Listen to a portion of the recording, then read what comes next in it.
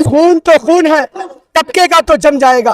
खून तो खून है, टपकेगा तो जम जाएगा। जुल्म तो जुल्म है, बढ़ेगा तो मिट जाएगा, चाहे वो कोई भी तानाशाह का जुल्म हो। आपने मुसलमानों को क्या खिलौना समझ रखा है? कभी आप सीए लाते हैं, कभी एनआरसी लाते हैं, कभी 3 तलाक लाते हैं, कभी बाबरी मस्जिद, कभी ज्ञान वापी। आपने क्या मजाक बना रखा है? इस देश के कानून को तोड़ने की कोशिश की जा रही है। आप इस देश के हिंदुओं को बेवकूफ बना रहे हैं के माध्यम से कि सरकार और रेलवे के बाद सबसे ज्यादा जमीन वक्फ बोर्ड की, ये गलत बात है। आपको पता है कर्नाटका और उड़ीसा मंदिर के पास जितनी जमीन है पूरे हिंदुस्तान में वक्फ बोर्ड के पास उतनी जमीन नहीं है, मगर उस इशू को कोई नहीं उठा रहा है। अरे वो कत्ल भी करते हैं तो चर्चा नहीं होता, हम आह भी करते हैं तो हो जाते हैं बदनाम। तो बिल वापस लो, मोदी का काला कानून नहीं चलेगा। भाइयों, जैन भाइयों, पंजाबी भाइयों और मेरे प्यारे दलित भाइयों, मुसलमान तो बहाना है, आपके गिलेबान तक उसे आना है। समझो, आज ये इस देश में मनुस्मृति लागू करना चाहते हैं, हमारे का तो कलकत्ता ही नहीं पूरे देश का चक्का जाम होगा। जिस तरह हमारे किसान भाइयों ने 1 साल मुसलसल दिल्ली के बॉर्डर में लेके 700 किसानों ने शहादत दी है, जरूरत पड़ेगा 70,000 मुसलमान शहादत देगा। तुम्हें इस देश के जितने बड़े बड़े मंदिर है वहाँ 2 महिला को आंख डाल के दिखाए, जिसमें मंदिरों में महिलाओं को जाने की इजाजत नहीं है, वहाँ ये बड़ी बड़ी बात कर रहे हैं। मुसलमान महिलाओं से इतनी मोहब्बत हो गई है, आज हिंदू महिलाएं इज्जत लूटी जा रही है, मार के फेंक दिया जा रहा है। आज नौजवान बेरोजगार है, इसके लिए नहीं सोच रहे, बड़ी बड़ी बातें करेंगे। आज इस देश में हर घंटे में कई किसान मरता है, वो सारे किसान हिंदू मरते हैं और ये अडानी अंबानी के लिए परेशान है, उनको खुश रखने में परेशान है, ये बड़ी बड़ी बातें करेंगे। बीजेपी ने अपनी गंदी नीयत को आवाम के सामने रख दिया, ट्रैक रिकॉर्ड ने एक ओछी और गंदी हरकत जो है बीजेपी की, और इसको मैं कहूंगा कि मोदी शाह और बीजेपी की जो तानाशाही है ये और ज्यादा दिन चलेगी नहीं। मैं हमेशा ये कहता हूँ, एक बात हमेशा याद रखिएगा, खून तो खून है, टपकेगा तो जम जाएगा। खून तो खून है, टपकेगा तो जम जाएगा। जुल्म तो जुल्म है, बढ़ेगा तो मिट जाएगा, चाहे वो कोई भी तानाशाह का जुल्म हो। आपने मुसलमानों को क्या खिलौना समझ रखा है? कभी आप सीए लाते हैं, कभी एनआरसी लाते हैं, कभी 3 तलाक लाते हैं, कभी बाबरी मस्जिद, कभी ज्ञान वापी। आपने क्या मजाक बना रखा है? इस देश के कानून को तोड़ने की कोशिश की जा रही है। आप इस देश के हिंदुओं को बेवकूफ बना रहे हैं। आप इससे हिंदुओं का क्या फायदा? सिर्फ जब हिंदू बेरोजगार, करोड़ों हिंदू युवा जब नौकरी के लिए भटकता है, जब वो गुहार करते हैं सरकार से, तो ये मंदिर मस्जिद कहते हैं। ये कहते हैं कि हमने मुसलमानों से वक्फ की जमीन छीन ली, ये कहते हैं कि हमने वो मस्जिद पे हमला करवा दिया। इससे उन हिंदू भाइयों का क्या होगा?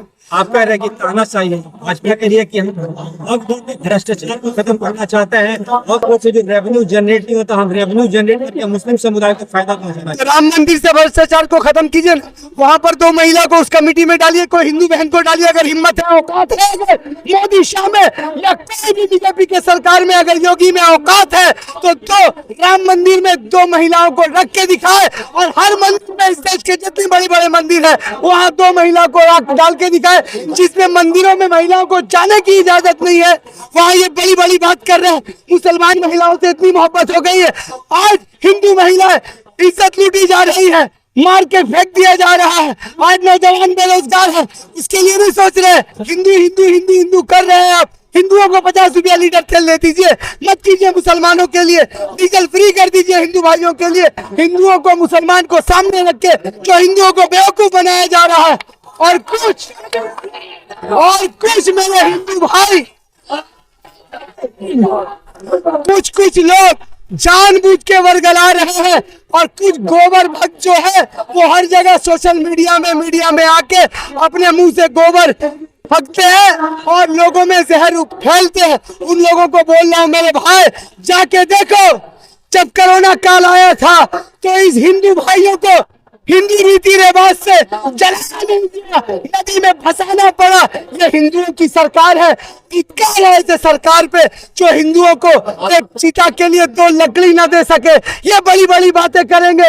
आज इस देश में हर घंटे में कई किसान मरता है, वो सारे किसान हिंदू मरते हैं, और ये अडानी अंबानी के लिए परेशान है, उनको खुश रखने में परेशान है। ये बड़ी बड़ी बातें करेंगे। ये जो सोच रहे हैं कि वक्फ बिल को संसद में पास हुआ है, संसद से हम इसे रिजेक्ट करते हैं और यहाँ से लेके सुप्रीम कोर्ट तक जाएंगे। जरूरत पड़ेगा तो कलकत्ता ही नहीं पूरे देश का चक्का जाम होगा। जिस तरह हमारे किसान भाइयों ने 1 साल मुसलसल दिल्ली के बॉर्डर में लेके 700 किसानों ने शहादत दी है, जरूरत पड़ेगा 70,000 मुसलमान शहादत देगा। मगर इस बिल को वापस कर देगा। बिल वापस लो, वापस लो, वापस लो, बिल वापस लो, वापस लो, मोदी का काला कानून नहीं चलेगा, नहीं चलेगा। वक्त में अमेंडमेंट इससे पहले भी हुआ, इस बार मुसलमानों की तकलीफ है। मुसलमानों को इसलिए तकलीफ है, आप सोच के देखिए हिंदुस्तान में कितनी बड़ी बड़ी मस्जिदें हैं, मंदिरें हैं, गुरुद्वारे हैं, गिरजा है। जो जिस मजहब का है उस मजहब के लोग उस कमेटी में रहेंगे। अगर मैं कहूं कि मैं पूरी मंदिर का प्रेसिडेंट बन जाऊं, आप मुझे बनाएंगे? मैं कहूं राम मंदिर का आप मुझे प्रेसिडेंट बना दे, कमेटी में 2 मुसलमानों को रख दे, आप करेंगे? जो सही नहीं है मैं भी कहूंगा कि मत करिए, क्योंकि जो जिस धर्म को जानता है, जो जिसे मानता है, वो उस धर्म का पालन करे। हिंदू भाई अपनी मंदिरों की हिफाजत करे और पूजा करे, मुसलमान भाई अपनी मस्जिदों में इबादत करे और हिफाजत करे, और क्रिश्चियन भाई अपने गिरजा में रहे। पंजाबी सुन लीजिए, ये मनुस्मृति को इस देश में लाने की साजिश है।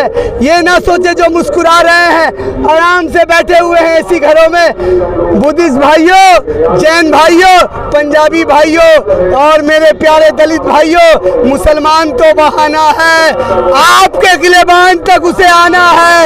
समझो, आज ये इस देश में मनुस्मृति लागू करना चाहते हैं। हम इस देश के भीमराव अंबेडकर ने जो संविधान लिखा है, हम उस संविधान के साथ इस देश में संविधान के तहत ये लड़ाई को लड़ेंगे, सड़क से लेकर संसद तक, संसद से लेकर सुप्रीम कोर्ट तक। हमें यकीन है इस देश का हर हिंदू हमारे खिलाफ नहीं है। चंद लोग, मैं कह रहा हूं गिन के चंद लोग हैं जो खिलाफ है, जो जहर उगलते हैं। इस देश का हिंदू अच्छा है, इस देश का हिंदू सच्चा है और हमारे साथ है। जिस हिंदू को बोलते हैं वोट बनाया जाना, वो एक संवैधानिक पद है, एक कलेक्टर है, वो हिंदू को कलेक्टर क्या इससे पहले नहीं था? आपको पता होना चाहिए जितना भी वक्फ बोर्ड है, हर जिला में, हर स्टेट में जहाँ जहाँ प्रॉपर्टी है, वहाँ वक्फ बोर्ड का जो फैसला है कलेक्टर तो ऑलरेडी है। कलेक्टर को बताना पड़ता है, कोई नई बात तो नहीं है, आप नया कुछ नहीं लेके आ रहे। मगर ये गलत है कि अगर ट्रिब्यूनल में मामला हो, आपस में केस हो, तो सरकार अपने आप में जमीन ले लेंगे। आप हमारा जितना प्रॉपर्टी है जिसमें सरकारी दफ्तर खुल गया, आप कह रहे वो आपके बाप का हो गया, आपके बाप का नहीं है। ये हमारे पुरखों ने यतीम बच्चों के लिए दिया है, मदरसों के लिए दिया है, मस्जिदों के लिए दिया है, इस देश को बनाने के लिए, बचाने के लिए दिया है। आपका पाप का राज नहीं है। कोर्ट ने कहा है अगर वक्फ की जमीन नहीं है, आप उसको प्रमाण दे दीजिए, आप सरकार में है, आप सब्जी वाले, भाजी वाले थोड़ी ना, चटपटी वाले, आप तो सीएम हैं। आप कागजात निकालिए और निकाल के दे दीजिए और बता दीजिए कि ये जमीन सरकार की है। हम अगर बोल रहे हैं और वक्फ बोर्ड अपना ये पेश कर देगा, मगर इसमें झगड़े की तो बात नहीं है। मगर मैं आपसे पूछ रहा हूँ, एक प्रोपेगेंडा फैलाया गया है पूरे देश में। सुन लीजिए, एक बहुत बड़ा प्रोपेगेंडा फैलाया गया है इस गोदी मीडिया के माध्यम से कि सरकार और रेलवे के बाद सबसे ज्यादा जमीन वक्फ बोर्ड की। ये गलत बात है। आपको पता है कर्नाटका और उड़ीसा मंदिर के पास जितनी जमीन है, पूरे हिंदुस्तान में वक्फ बोर्ड के पास उतनी जमीन नहीं है, मगर उस इशू को कोई नहीं उठा रहा है। अरे वो कत्ल भी करते हैं तो चर्चा नहीं होता, हम आह भी करते हैं तो हो जाते हैं बदनाम। ये मैसेज दूंगा इस देश के हिंदू, मुस्लिम, सिख, ईसाई और सबों को कि आइए आप सब हम मिलकर इस देश को, इस देश के संविधान को बचाने की लड़ाई लड़े। सारे जहां से अच्छा हिंदुस्तान हमारा, हम बुलबुले हैं इसके, ये गुलसिता हमारा। हिंदुस्तान तकबीर, हिंदुस्तान